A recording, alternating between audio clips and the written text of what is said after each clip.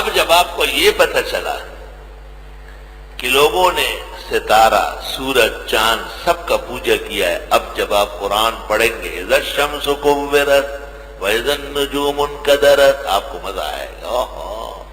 یہ کیوں سورج، چاند، ستاروں کا زوال فنا بتا رہا ہے کہ ان میں خالقیت کہاں ہے؟ یہ کیسے الہ ہو سکتا؟ یہ تو آج ہے اور کل نہیں ہو۔ لا الہ الا اللہ۔ تو جو اپنے وجود میں فانی ہے وہ دوسرے کا حاجت روا، مشکل کشا، کارساز، معبود کبھی بھی نہیں بن سکتا۔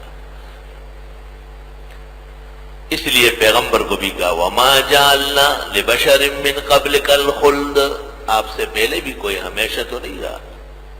افإن مت فهم الخالدون، اگر آپ فوت ہو گئے تو یہ کون سے زندہ رہیں گے؟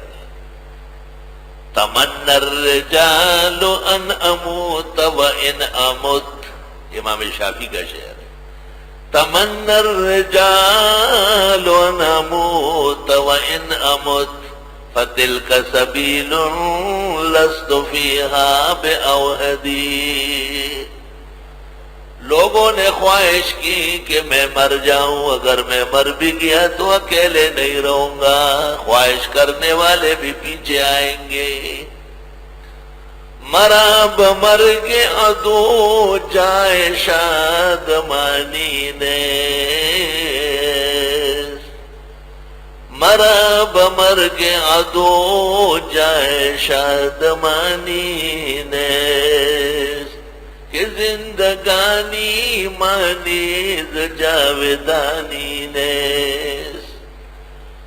ایک بادشاہ کو وزیر نے خبر دی کہ ہمارا فلاں دشمن مر گیا، تو آپ نے کہا اور؟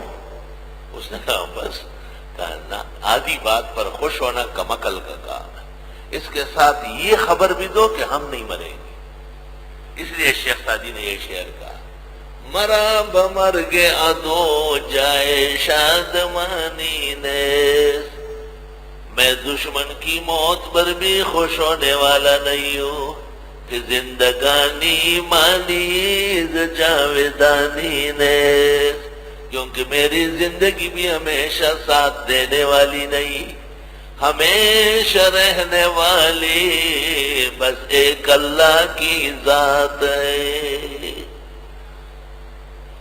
لا الہ الا اللہ۔